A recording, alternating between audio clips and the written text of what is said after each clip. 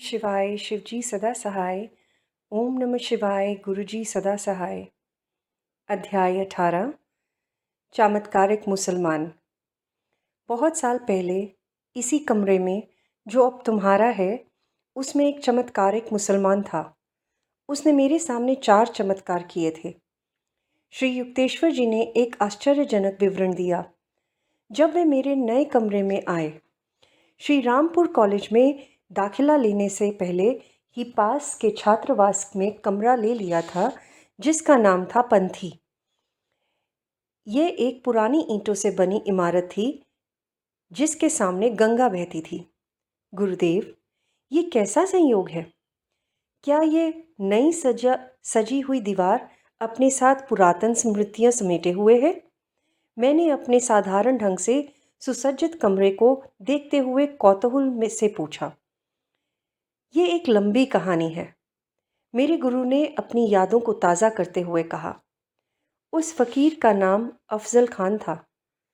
उसने इस तरह की असाधारण शक्ति अचानक एक हिंदू योगी से एक भेंट के दौरान सीखी थी।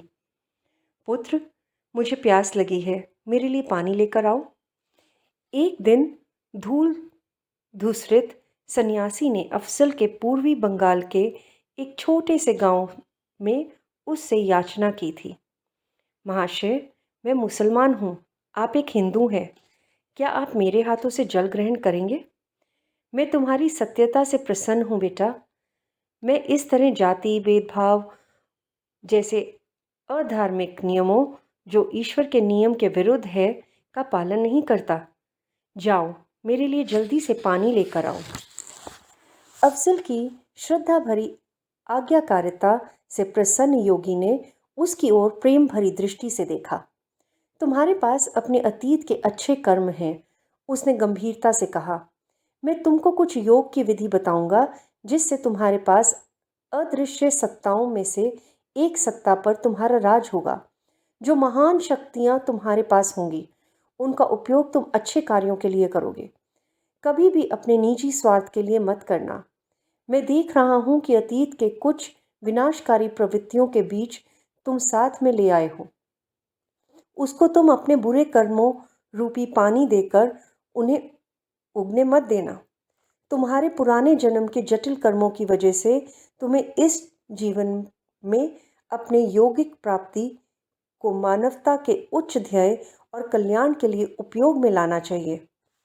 उस विस्मित बालक को जटिल योग प्रक्रिया समझा देने के बाद महात्मा अंतर्ध्यान हो गए। अफजल ने श्रद्धापूर्वक उस प्रक्रिया को 20 वर्षों तक किया। उस चमत्कार की अद्भुत घटनाओं ने सबका ध्यान अपनी ओर खींचना शुरू किया। ऐसा प्रतीत होता था जैसे उसके साथ कोई अदृश्य आत्मा रहती है जिसे वह हजरत कहकर बुलाता। ये अदृश्य व्यक्तित्व उस फकीर की हर इच्छा को पूरी कर देता। अपने गुरु की चेतावनी को अनसुना करके उसने अपनी शक्तियों का दुरुपयोग करना शुरू कर दिया। जिसकी चीज को वह छूता और वापस रखने के बाद वह वस्तु गायब हो जाती, जिसका कुछ अता पता नहीं चलता। उसकी इस आदत से लोग उसका आना नापसंद करने लगे। समय समय पर वह कलकत्ता के बड़े आभूषणों की दुकान पर जाता। अपने को एक खरीदार की तरह दिखाता हुआ वह जिस रत्न को छूता, उसके जाने के बाद वह गायब हो जाता। अक्सर अफजल को सैकड़ों छात्र घेरे रहते, इस आशा में कि वह उन्हें अपनी गुप्त कला सिखा देगा। फकीर अक्सर उन्हें अपनी यात्रा के साथ रखता।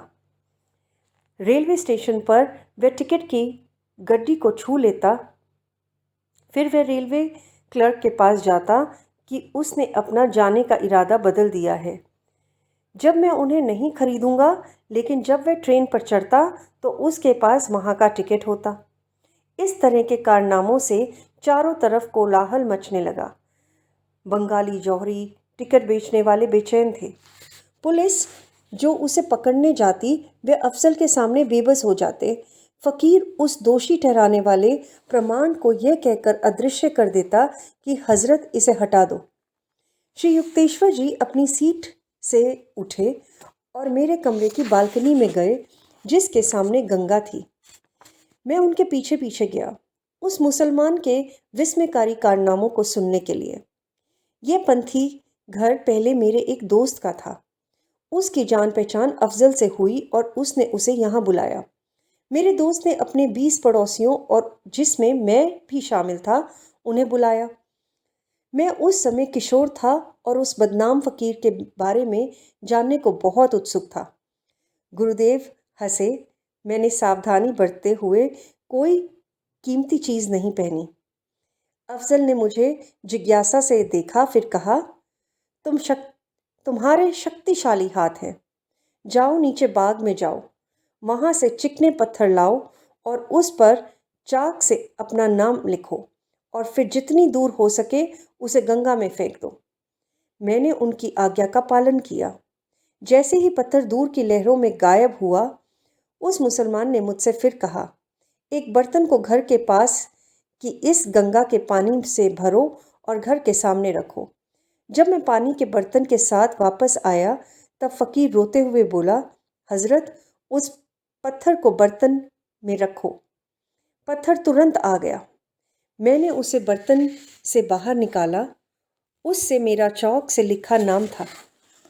कमरे में मेरे एक दोस्त बाबू ने एक पुरानी भारी चेन और घड़ी पहनी हुई थी।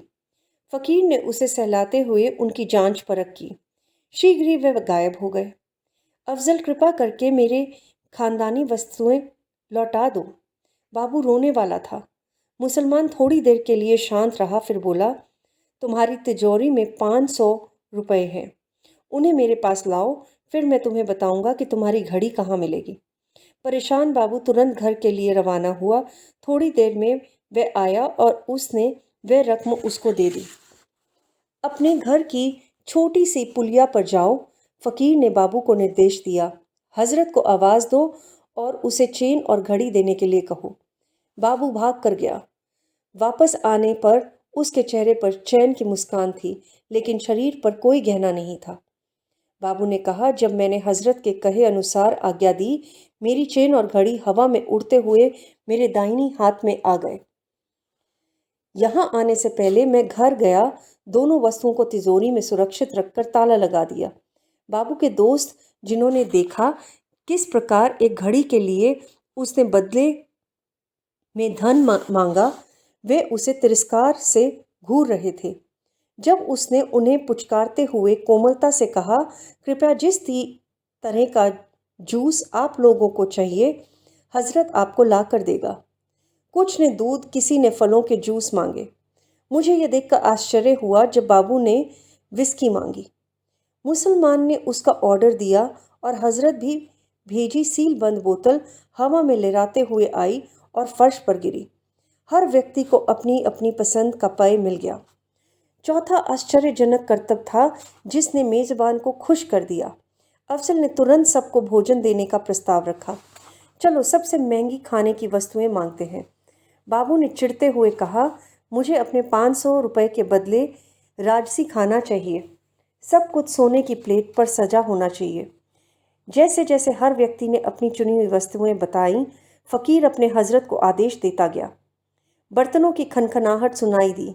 सोने की प्लेटों में बहुत स्वादिष्ट रसेदार कड़ी, गरम गरम लुच्ची और बहुत से बिन मौसम के फल हमारे सामने आ गए। खाना बहुत स्वादिष्ट था। 1 घंटे तक दावत उड़ाने के बाद हम कमरे से बाहर जाने लगे।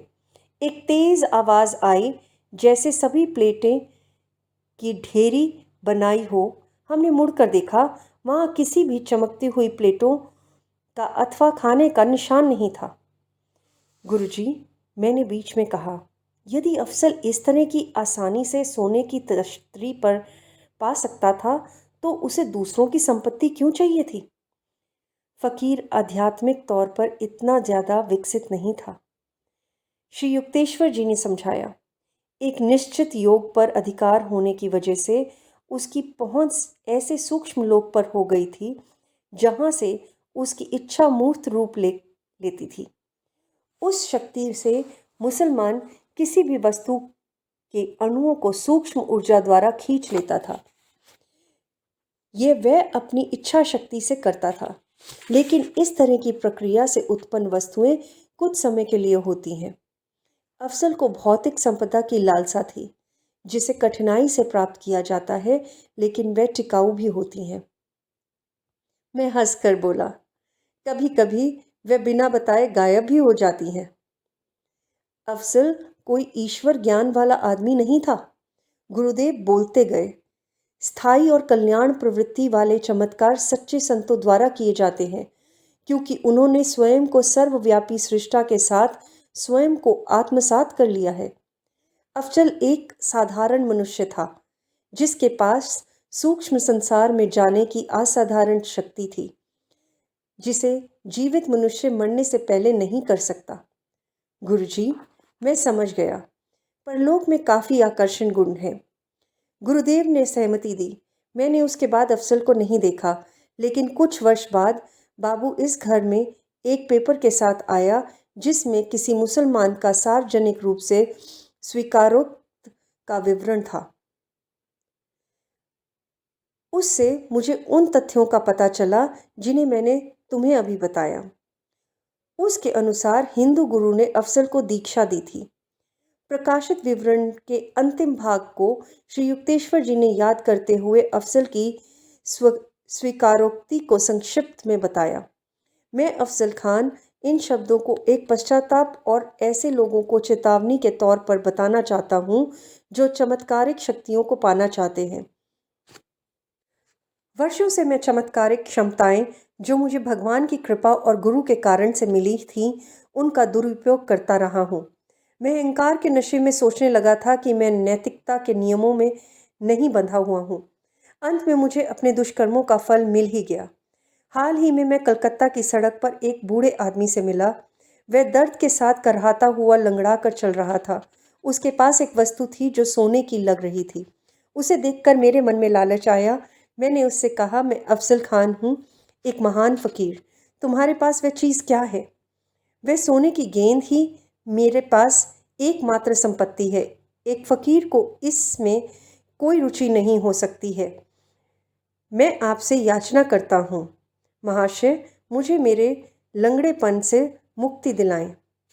मैंने उसे गेंद को छुआ और बिना जवाब दिए चल पड़ा। वह बूढ़ा व्यक्ति मेरे पीछे लंगड़ाता हुआ आ रहा था। जल्दी ही वह चिल्लाने लगा, मेरा सोना गायब हो गया। जब मैंने उसको अनसुना किया, तब अचानक उसने बुलंद आवाज़ में आवाज़ लगाई। ऐसी बुलंद आवाज़ उस बूढ़े के शरीर से निकलती हुई अजीब सी लगी। क्या तुम मुझे पहचानते नहीं? मैं भौचक्का रह गया।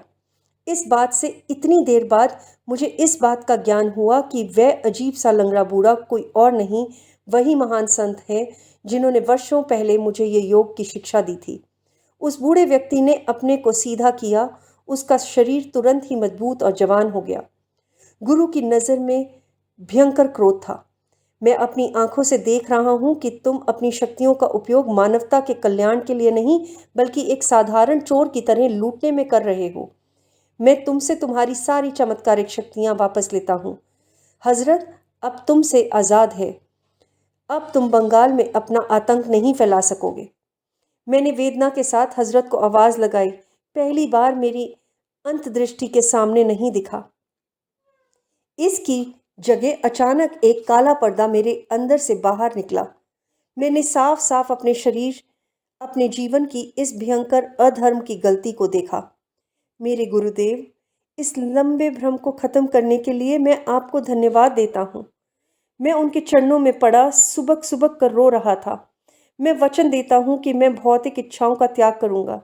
मैं ईश्वर पर अपना एकांत ध्यान लगाने के लिए हिमालय चला जाऊँगा, जिससे मैं अपने अतीत के पापों का प्रायश्चित कर सकूँ। मेरे गुरु ने चुपचाप मुझे सहानुभूति में से देखा। मैं तुम्हारी ईमानदारी को महसूस कर सकता हूँ।